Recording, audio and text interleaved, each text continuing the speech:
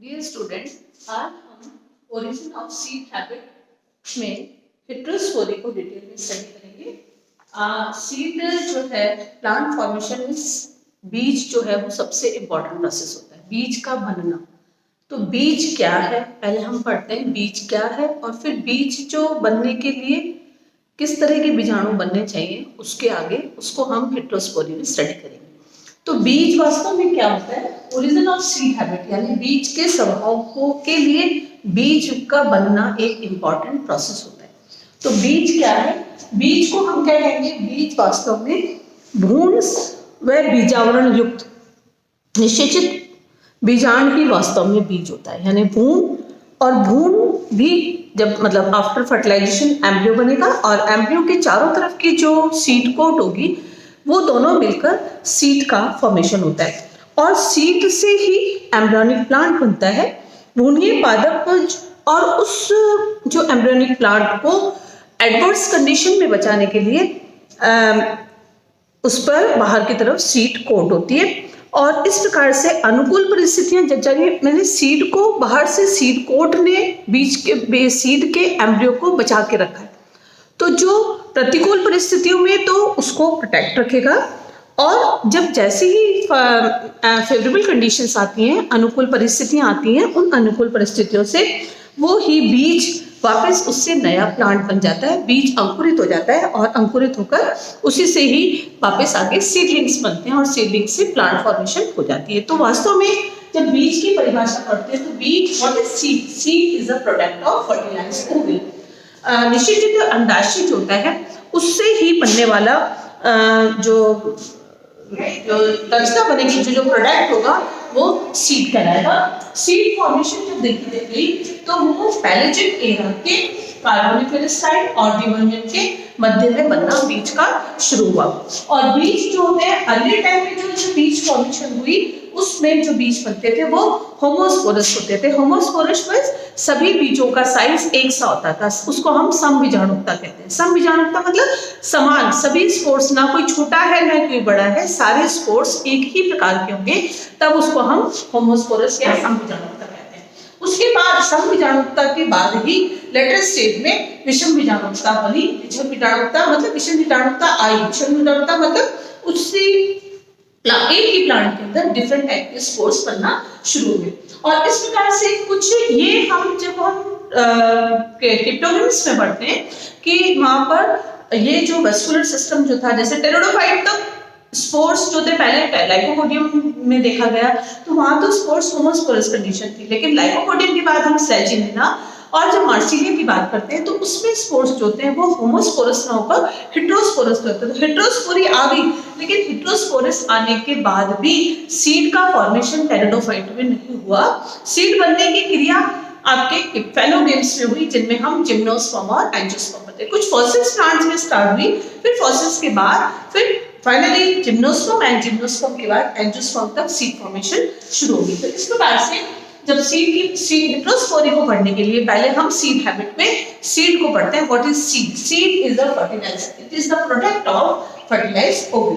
Next हम पढ़ते हैं कि सीड फॉर्मेशन जो है वो एक पूरे प्लांट प्रोसेस के लिए बीज का बनना एक आवश्यक प्रक्रिया होती है और बीज बनने के लिए विषम बीजाणुकता का एक आवश्यक प्रक्रिया।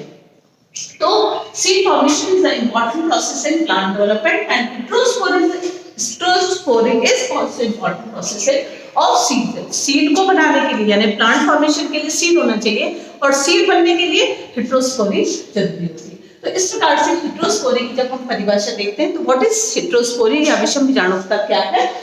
एक ही स्पीशीज के अंदर यानी एक ही प्रकार की जाति एक ही है, एक ही जाति में शेप में साइज में यानी उनका शेप भी एक सा और साइज भी, शेप एंड साइज से दो फिजियोलॉजिकली, मॉर्फोलॉजिकली एंड फिजियोलॉजिकली दो डिफरेंट टाइप के स्पोर्स का बनना हेटेरोस्पोरी कहलाता है। यानी विषम बीजाणुकता का मतलब है कि एक ही स्पीशीज के अंदर मॉर्फोलॉजिकल और फिजियोलॉजिकली दो डिफरेंट टाइप के स्पोर्स का बनना, उनको हम हेटेरोस्पोरी कहेंगे। जिसमें जो छोटा स्पोर होगा उसको हम माइक्रोस्पोर कहेंगे और जो बड़े स्पोर्स होते हैं उसको हम मेगास्पोर्स कहते हैं। स्मॉल स्पोर्स माइक्रोस्पोर्स एंड बड़े वाले जो होते हैं वो मेगास्पोर्स कहलाते हैं। तो माइक्रोस्पोर्स क्या है? हमने देखा कि जितनी भी टेरिडोफाइटिक स्पीशीज होती है उनके अंदर स्पोर का फॉर्मेशन पत्ती पर ही होता है। तो spore bearing leaf is known as sporophyll. ऐसी पत्ती जिसके अंदर जो बीजाणु को धारण करती है उसको हम स्पोरोफिल कहेंगे। तो ये माइक्रोस्पोर जिस लीफ पर बनते हैं उस लीफ को हम माइक्रोस्पोरोफिल कहेंगे। माइक्रोस्पोरोफिल के अंदर जब वो उसमें वेजिटेटिव प्रोडक्शन के बाद उसी माइक्रोस्पोरोफिल में स्पोर्स का बनना शुरू होगा। तो जो स्पोर्स बनेंगे तो उस माइक्रोस्पोरोफिल पर माइक्रोस्पोरेंजियम बनेंगे। माइक्रोस्पोरेंजियम में क्या होगा? माइक्रोस्पोरेंजियम इसी तरह से यहाँ पर माइक्रोस्पोरेंजियम बनेगा। और दूसरी जैसे हम मेगास्पोर की बात कर रहे थे तो मेगास्पोर जिस पत्ती पर बनते हैं उसको मेगास्पोरोफिल कहते हैं। मेगास्पोरोफिल से मेगास्पोरोफिल पर मेगास्पोरेंजियम बनेगा और मेगास्पोरेंजियम के अंदर जो स्पोर्स होंगे मेगास्पोर मदर सेल्स होंगे। और इसी प्रकार से जब हम इसको पहले फर्स्ट पढ़ते हैं कि माइक्रोस्पोर्स कहाँ बनेंगे? माइक्रोस्पोरोफिल पर बनेंगे। माइक्रोस्पोरोफिल में माइक्रोस्पोरेंजियम होगा और माइक्रोस्पोरेंजियम में माइक्रोस्पोर मदर सेल्स होगी जो 2n है यानी डिप्लॉइड सेल्स होती हैं। और उन डिप्लॉइड सेल्स में जब मेयोसिस होता है तब उससे से ही माइक्रोस्पोर्स n स्ट्रक्चर का निर्माण होता है जो हैप्लॉइड होते हैं।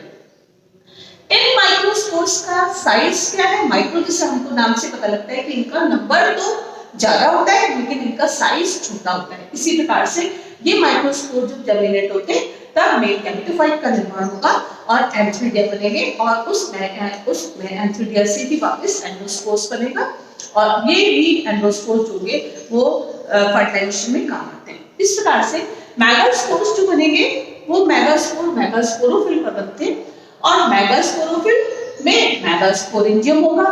मेगास्पोरेंजियम में मेगास्पोर मदर सेल्स होंगी और मेगास्पोर मदर सेल्स में जब मेयोसिस होगा तो मेगास्पोर का निर्माण होगा। तो ये मेगास्पोर्स कैसे होते हैं? इनका साइज कैसा है?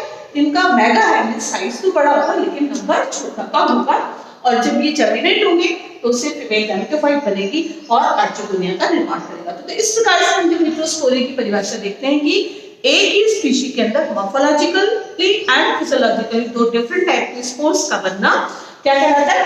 हेटेरोस्पोरी कहलाता है। तो हेटेरोस्पोरी के लिए हेटेरोस्पोरी जो है वो बीज बनने के लिए एक इंपॉर्टेंट प्रक्रिया होती है।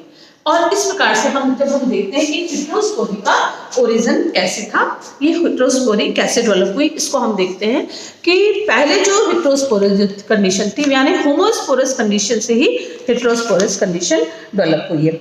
और इसके अकॉर्डिंग जे पैट्रिक के अनुसार जब हम इस डायग्राम में देखते हैं कि जहां पर शुरुआती स्टेज में पहले होमोस्पोरस कंडीशन थी और उसके बाद ही हेटेरोस्पोरस कंडीशन इससे आई।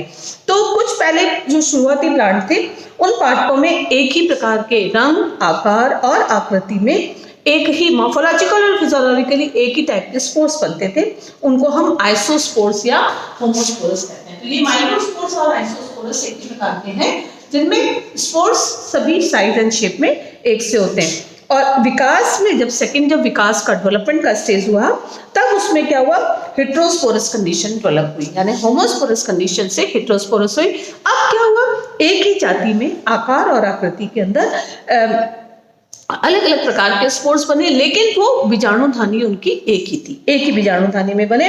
कुछ ऐसे फॉसिल्स हमारे पास एविडेंसेस होते हैं जिनके अकॉर्डिंग हम बताते हैं कि पहले होमोस्पोरस कंडीशन थी फिर हेटेरोस्पोरस आई, लेकिन हेटेरोस्पोरस में एक ही बीजाणुधानी के अंदर दो अलग अलग प्रकार के स्पोर्स बन गए। फिर उसके बाद जब विकास की जो अगली व्यवस्था के अकॉर्डिंग उसमें क्या हुआ कि इसमें कई ऐसे लघु जो माइक्रोस्पोर्स और मेगास्पोर्स बने वो अलग अलग बीजाणुधानी में डेवलप हुए और इस प्रकार से ये बीजाणुधानियां जो होती हैं जो वो एक ही पादप पर लगी रहती है। तो इस प्रकार से जो हेटेरोस्पोरस के अंदर सबसे प्रिमिटिव टाइप का जो स्पोर्स जो थे वो फ्री स्पॉटिंग थे और होमोस्पोरस उनकी कंडीशन थी।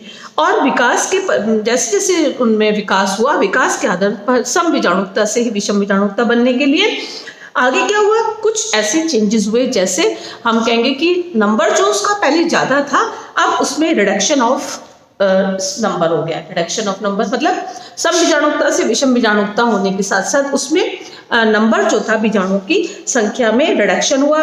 और जो रिडक्शन हो गया तो अब उनको पहले तो क्या थे नंबर ज्यादा था तो उनको फूड कम मिल रहा था, अब रिडक्शन हो गया तो उससे उनको फूड ज़्यादा मिला तो उनका साइज बढ़ गया।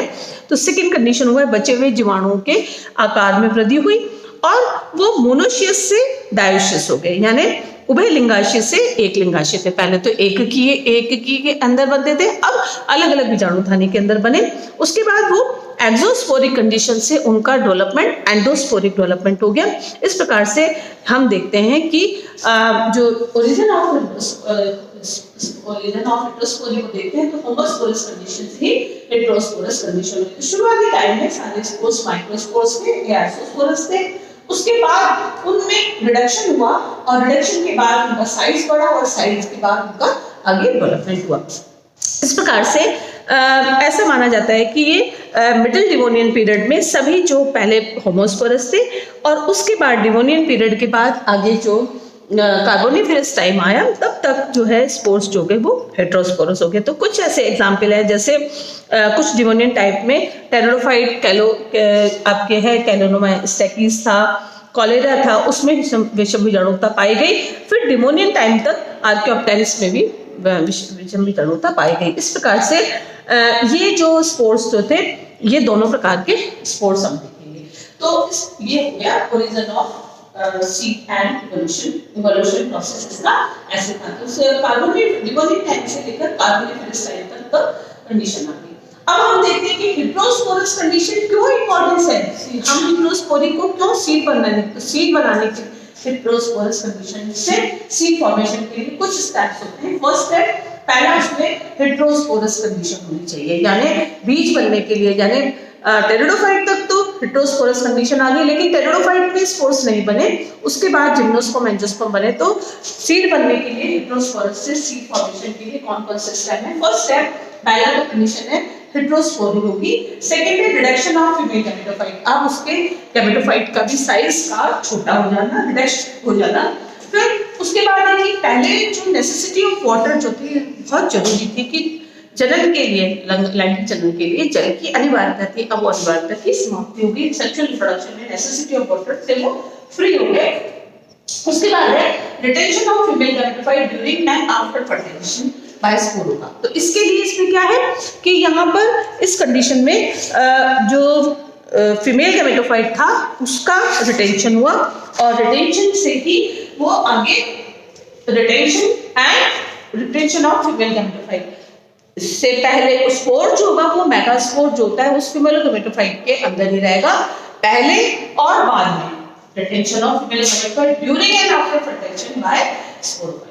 अब उसके बाद क्या होता है नेक्स्ट स्टेज में प्रोटेक्शन ऑफ फर्टिलाइजेशन, जब वो अंदर ही डेवलपमेंट उसका, क्योंकि जो जितने भी पहले शुरुआती जो क्रिप्टोगेम्स हैं उनमें नंबर तो ज्यादा होता है लेकिन फर्टिलाइजेशन पानी में होता है, तो उनकी सर्वाइवल का जो चांसेस होते हैं वो कम होते हैं। तो यहाँ पर इसमें क्या है, जैसे ह्यूमन बींग्स के अकॉर्डिंग उनमें जो फर्टिलाइज्ड एग बनेगा उसका डेवलपमेंट फीमेल में होता है, तो प्लांट्स में भी वो फीमेल गैमेटोफाइट के अंदर ही एक्सपोज रहेगा। तो उसको एक तो प्रोटेक्शन, फूड से भी प्रोटेक्शन मिल रहा है और दूसरा एनवायरनमेंट की जितनी भी एब्नॉर्मल कंडीशन को उसको फेस करना नहीं पड़ता। तो retention of female gametophyte during and after fertilisation. उसके बाद जो भी फर्टिलाइज्ड प्रोडक्ट है उसको एक तो प्रोटेक्शन भी मिलता है स्पोरोफाइट से और दूसरा उसको फूड सप्लाई मिलती है। उसके बाद बनता है सीड का निर्माण होता है। तो सीड बनने के लिए इतना लंबा प्रोसेस होना होता है। अब जब हम बात करते हैं कि हेटेरोस्पोरी जो है वो इसकी इंपॉर्टेंस क्या है, तो हेटेरोस्पोरी की सबसे इंपॉर्टेंस ये है कि हम अब तक जो लोअर प्लांट्स के अंदर जब तक उसमें गैमेटोफाइट नहीं बनता था तब तक हम नहीं देख पाते थे कि प्रोथैलस में किस प्रकार का वो आइडल मेल और फीमेल, लेकिन हेटेरोस्पोरी में स्पोर्स के आधार पर हम जल्दी से सेल्फ डिटरमिनेशन कर सकते हैं। तो सबसे पहले हेटेरोस्पोरी का ये एडवांटेज है कि इसके द्वारा हम लिंग का निर्धारण कर सकते हैं। तो सबसे इंपॉर्टेंट प्रोसेस हो गया कि इससे हम सेक्स डिटरमिनेशन करते हैं। और होमोस्पोरस जातियों के अंदर तो स्पीशीज के अंदर जब गैमेटोफाइटिक प्लांट के ऊपर जब एंथ्रिडिया आर्चिगोनिया बनेंगी तब हम कहेंगे दिस इज मेल और फीमेल। बट हेटेरोस्पोरस कंडीशन के अंदर हम स्पोरोफाइट में ही हम प्लांट को बता सकते हैं कि either this is male plant और फीमेल प्लांट। और इसके साथ साथ विषम बीजाणुता का दूसरा एक इम्पॉर्टेंट प्रोसेस पार्ट भी है कि इसके अंदर जो गुरु बीजाणु जो होते हैं वो बीजाणु दाने के साथ ही विकसित हो रहे हैं और इस तरह से उनको भोजन जो होगा वो बीजाणुद्भिद स्पोरोफिटिक पैरेंटल प्लांट से ही प्राप्त होता है। तो इस प्रकार से उस गेमेटोफाइट को अब एनवायरनमेंट की जितनी भी नॉर्मल कंडीशन है उससे वो फेस नहीं करेगा, वो अपने आप से प्रोटेक्ट रहेगा। उसके सर्वाइवल चांसेस अब अगर पानी में उसका होता है डेवलपमेंट उससे बहुत लाखों गुना बढ़ गया। तो इसको ना तो एक तो फूड से प्रोटेक्शन मिल रहा है, फूड तो अपने आप से मिल ही रहा है स्पोरोफाइट से, दूसरा उसको जैसे हीट से या टेम्परेचर लो होता है या टेम्परेचर हाई होता है या किसी भी प्रकार के डिजीज जो है उन सब से वो प्रोटेक्ट रहता है। इस प्रकार से प्रोथेलस को अगर हम प्रोथेलस में देखेंगे तो वहाँ फ्री लिविंग उसका जीवन व्यापन होता है, लेकिन इसको किसी भी वातावरण की प्रतिकूल परिस्थितियों का सामना नहीं करना पड़ता, तो इसलिए उसको अपने एग्जिस्टेंस के लिए किसी भी प्रकार का संघर्ष करना नहीं पड़ता। इस प्रकार से ये एक हेटेरोस्पोरी की इंपॉर्टेंस होती है। तो इस प्रकार से आज हमने सीड बनने के लिए हेटेरोस्पोरी कैसे जरूरी है, हेटेरोस्पोरी की क्या परिभाषा है और हेटेरोस्पोरी का आगे कैसे प्लांट्स में कैसे विकास हुआ, समबीजाणुकता से विषमबीजाणुकता कैसे बनी और उसकी